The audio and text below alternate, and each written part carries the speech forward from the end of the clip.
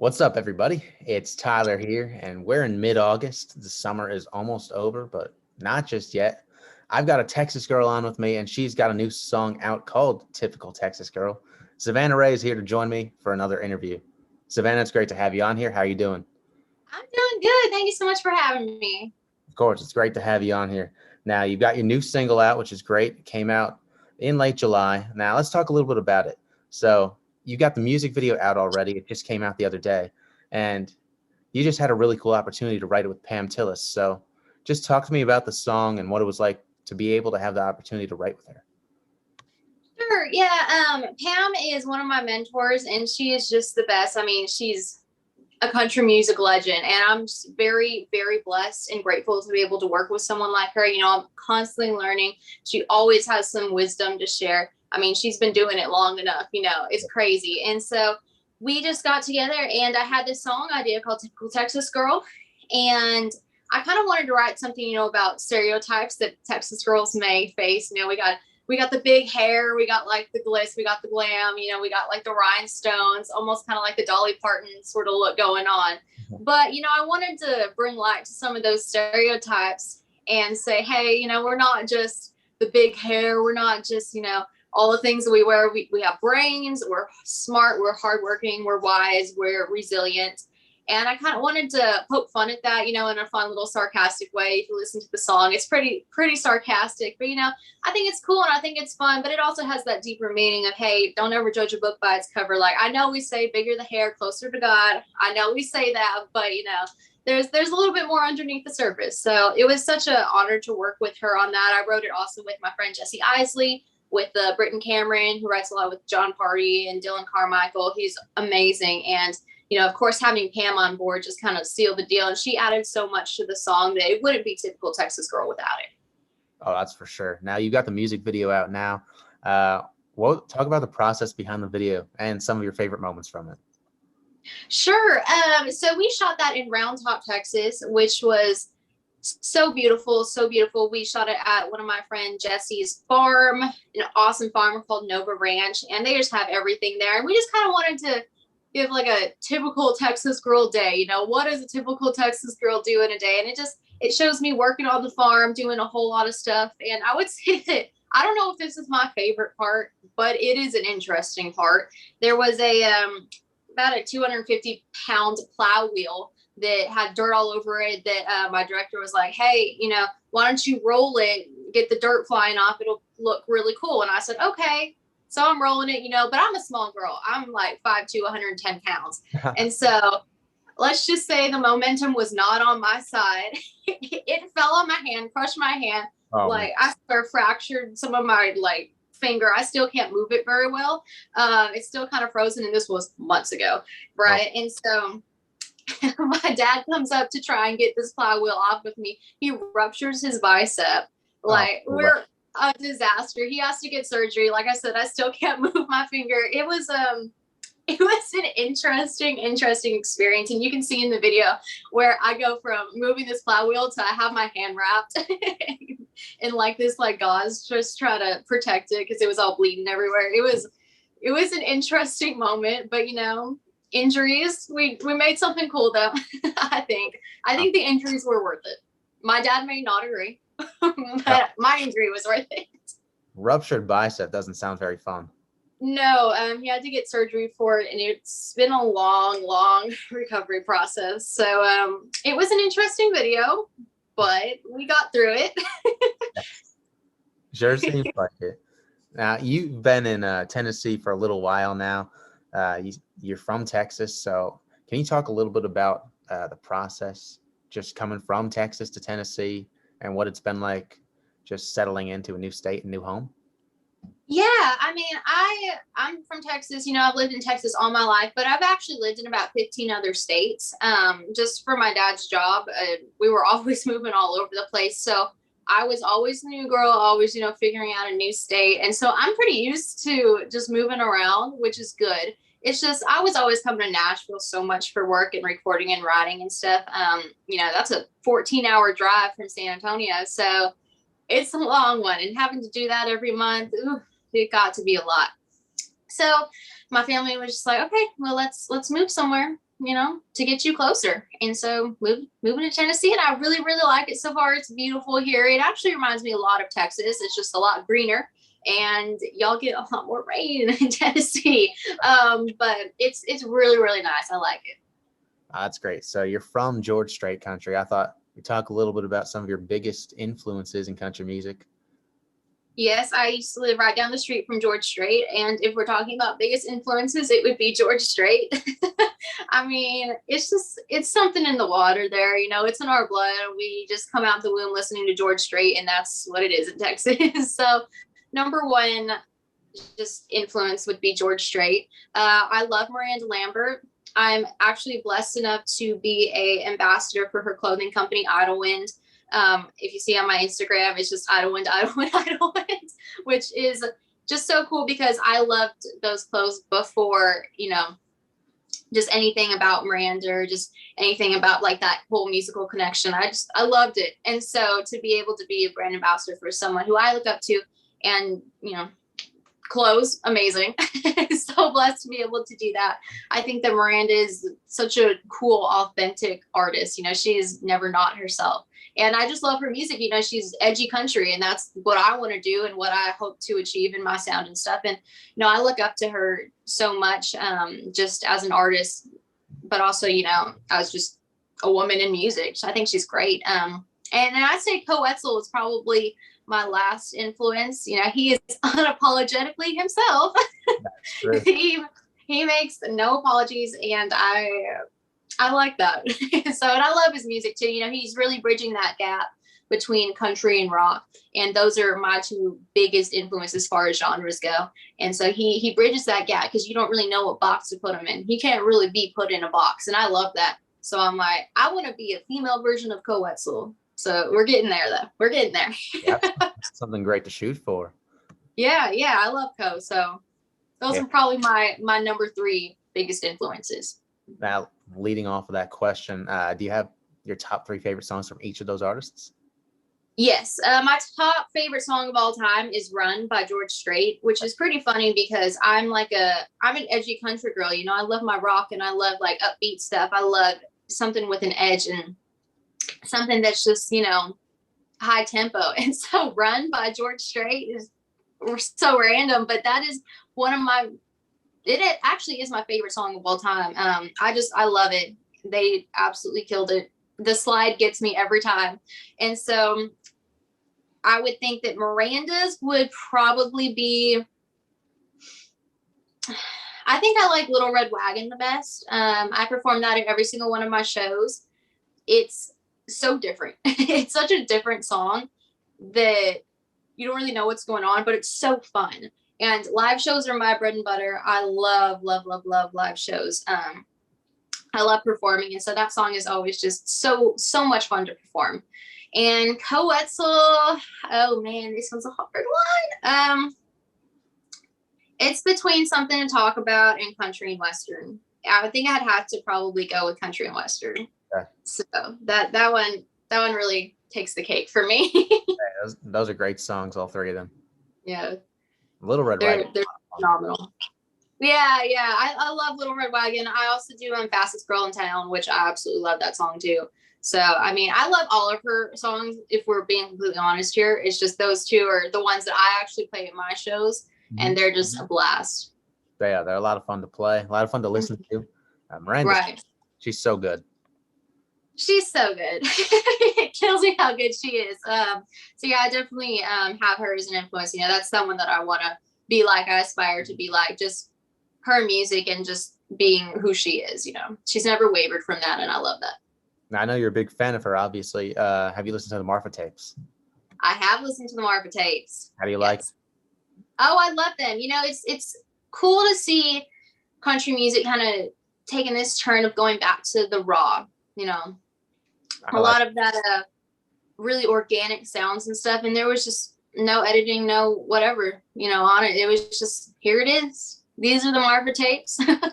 Cool. Like, did y'all record this on your phone? I have no idea, but that's super cool if y'all did, but it was awesome, and I'd probably say my favorite song off of that is In His Arms. I have to go with that. It's so many Texas references. I love it. Yeah. It sounds like Texas.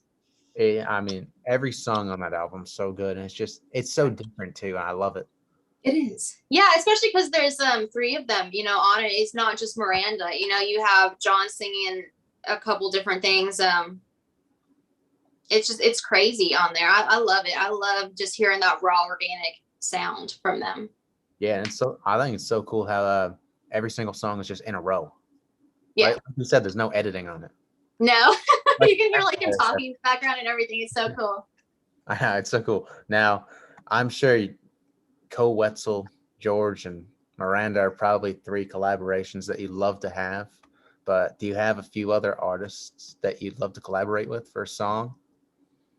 Yeah, I think if we're going to talk about edgy country, I love Gretchen Wilson. I've always loved her. She's, the edgiest country girl. We absolutely love her. I would love to collaborate with, Texas artists. I love my Texas artists. I love, Pecos and the Rooftops, Giovanni and the Howard Guns, Colby Cooper, all of them that are absolutely killing it. They are killing the Texas game. And, they're moving over to getting worldwide. So I'm really, really proud of them. That's awesome. And I think people like that, them Texas artists, keeping it in Texas, but, always wanting to go for that big Nashville sound. I record in Nashville and I love recording there. And I think that getting some Texas flair in Nashville would be probably my number one. I would love this one's, one of them long shots, of course, like George, but I would love to do something with Shania, Queen Shania. That would be awesome. I get compared a lot to like an edgier Shania, especially with this new music that I have coming out, hopefully before the end of the year. They're like, wow, it's like edgy Shania meets like Cole Wetzel. And I'm like, that's so sick. I would love to do something with both of them. That's a really cool mixture. Yeah, it's kind of random, but it's cool. That's what I'm just spitting out what random people have told me, and I'm like, I'll take it. Shoot, I'll take it. Those are some legends right there. Now you're talking about new music. Do you have any dates that you have in mind for when you're gonna put it out? No, I don't. I have been working so much lately, writing so much, recording so much. I've been in the studio at least once a week. And so we have a lot of songs stacked up. And so I'm not quite sure what we're going to do with that as far as, singles, EP, album. We don't really quite know yet, but definitely before the end of the year. Yeah.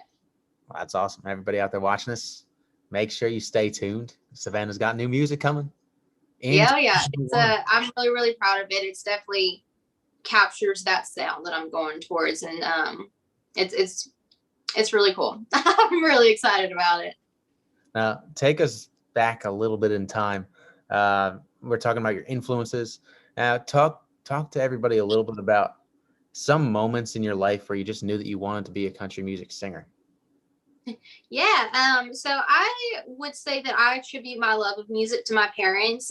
They just kind of influenced me from the moment that I can remember. Just gave me so many different types of music to listen to, from country to rock to pop to 15th century classical lute music. They gave me everything. And so I just have such a love and appreciation for all types of music. And I think it was around 11 years old when they started taking me to concerts. And we would just go to concerts all the time. And I was like, wow, this is so cool, seeing these people up on stage doing their thing. And I specifically remember that it was actually when I went to an Evanescence concert, of all things. I saw Amy Lee up on the stage. She's the lead singer of Evanescence. She's incredible. And I was like, wow, she's cool. And I told my mom, I was like, Mom, I want to be like her when I get older. Like, I want to do what she's doing. And, my mom took me seriously. And so they enrolled me into guitar and vocal lessons. And I joined this group called Rockstar Academy. And, it was, I don't know, maybe 10 to 15 of us, just young kids getting together, playing music. And we started performing out and around town. And at the first performance that we had, I was singing, doing my thing. And that's when I decided then and there, I was like, yep, this is it. This is music. This is pretty much what I want the rest of my life to be. And so that's kind of how that started. And that was when I was 12 years old. So I'm 22 now. It's been about 10 years of just going after it. You know, I've done so many different types of genres, from pop to rock to alternative, you know, you name it, I've pretty much done it. But, you know, I've always loved that country music. And I was in that time of just experimenting. You know, when you're young, you're 15, 16, you just want to experiment, you just want to have fun. And that's what I was doing. But I wasn't really, you know, focusing on what I wanted to sound like, my sound, who I was as a person. And so now that it finally come into, you know, myself at around 18, you know, finally got to be an adult, it's like, oh, I should probably figure out, you know, what I want to do, you know. And so it's always been country, it's always been rock, and just a amalgamation of both of them. And so it's taken a while to come, you know, figure out what I want to do, but I'm really, really glad that we're here finally. Yep. Hey, 10 years later, you're here. A decade, but you know, it was fun, and I learned so much. And I lived so many different places, you know, like everywhere from Florida to New York to California. I lived in LA for a bit. My dad owns a studio with my producer out there, and so I had so many different just fun experiences. You know, I got to sing a backup for Demi Lovato. I got to be on the American Music Awards. I got to be on The Voice. You know, it's so many different. That's awesome. Learning steps to get to where I am now, that I can finally just do what I want to do and just have fun. Exactly. That's one of the main things it's about, is having fun. Yeah. Now, you talked about Evanescence's show being one of your turning points. What was your first country concert? The first country concert. I think it was like way back in the day when she first just came out. I think the first one was Taylor Swift. I think it was. Yeah. It was on like the Fearless tour or something. Something like real early on in her career, right when she was, you know, blowing up, sort of thing. And just, I think it was Taylor Swift. I've been to a lot of concerts though. Yeah. So yeah, I think it was Taylor. That's a pretty cool first show. Yeah, because I remember her production just, you know, being off the walls, and I was like, wow, now that is concert. But yeah, it was really, really fun. I think I was like 12. Hey, that's pretty cool. I mean, she's been in pop for a while now, but sure. I remember the country days like they were yesterday.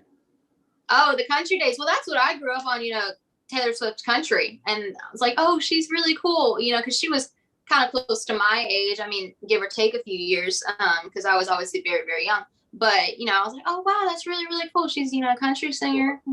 Yeah, I loved it. So. Hey, I mean, she was even so big that she was like one of the only country singers with songs on, I think, Rock Band and like Guitar Hero or whatever. Wild. Yeah, Crazy. it just absolutely wild. So, I mean, yeah. And then I just thought it was funny that I'd go to a Taylor Swift concert and then go to like a Motley Crue concert like the next night. Motley Crue is pretty cool too. Yeah, that's how my musical taste worked back then. I mean, it's not bad taste. Motley Crue's great. Yeah, they're probably my favorite as far as rock bands go. Motley Crue and Def Leppard. Okay. As far as, you know, I don't want to call them classic rock, but we're just gonna go ahead and group them in there because I mean, you know, they're on the older side, but that's what I like. I like, you know, all that stuff back then. I like all the hair metal, the 80s hair metal. Hey, it's I don't know about you, but I feel like kind of like Co Wetzel's sound and guys like those today are kind of just like a modern day generation of that. Like a yeah, it really is, and that's probably why I like Co Wetzel and them so much, just because it is that sound. You know, it has. While he is Texas and he's country, he also has that rock and a lot of those sounds from kind of that era, from the 80s and 90s, what we were hearing back then from the rock. And I think that that's super cool that it's kind of coming back, and I feel like he's on the forefront of that, helping it to come back. And I'm like, that's awesome. Like, those are the sounds that I grew up with, those are the sounds that I love, and I'm like, I would love to do something like that, you know, just obviously my voice. You know, some sort of female version of that. Exactly. I know they're playing some shows together. It's just like Co and Hardy, two people. Yeah, Co and Hardy. There's another guy, Austin Mead. Ever heard of him? He has, that Happier Alone song with Co. He's definitely more on the rock side of things, but he's killing it with that too. I'm like, man, it's cool to see this kind of gap being, kind of shrunk a little bit between that country and rock, because those are two very similar genres if you break it down. Very true. Yeah, like they're very similar if you break it down. While they may not sound similar, when it's finally done, George Strait sounds something like Motley Crue, but it's all very organic instrumentation, and it's all, nothing is like digitized or computerized or anything like that. They're very similar when you break it down. And I had an alternative song that I actually redid last week that I transformed into a country song. Like they're very, very similar. Hey, are you going to release it? Yes. That is one of the songs in question to be released before the end of the year. Right, guys. Yeah. You're going to get a new rendition of a past rock song. Turn into country. I know. It's really cool though. It's cool to see it reimagined in a different style. And I had such a killer band in the tracking session. I had like 8 or 9 guys in there, just absolutely killing it. And so they made those tracks sound incredible. I just hope I can do it justice. I'm like, man, y'all giving me a lot to follow up on over here. Calm down. Yeah, I'm sure it's great. Also, I want to apologize. Someone just started mowing the lawn. It's all good. Sorry if you can hear that in the background. Hey, it's okay. I've had that happen to me a couple times. It always, if it's not the cat, it's the lawnmower. Exactly. They're so loud too. The machine. Yeah, I'm very, very grateful that I don't have to do it because he does it for the whole neighborhood. But I'm like, always when you try to film something. But yeah, so I mean, it's a work in progress, but hopefully before the end of the year. Yes, we're looking forward to it. Savannah, thank you so much for joining me. Well, thank you so much for having me. I really appreciate it. And thank you so much for supporting me and supporting Typical Texas Girl. Of course. Now, everybody out there watching this, make sure to go stream Typical Texas Girl. Watch the music video. It's out now. And go follow Savannah on Instagram, TikTok, and the rest of our social media platforms. Again, thank you so much for joining me, Savannah. Until next time. Thank you so much. Thank you. Bye.